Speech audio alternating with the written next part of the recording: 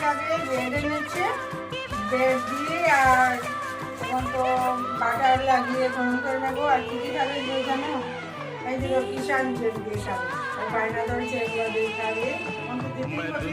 আবার ক্যামেরা করছি আমাকে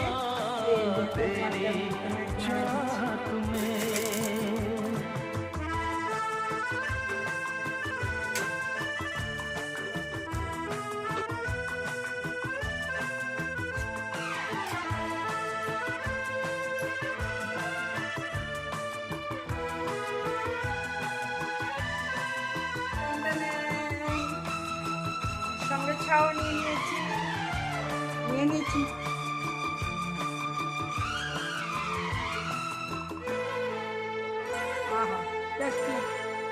একে খেতে ভালোবাসে, কমেন্ট করে জানাবে আমাকে।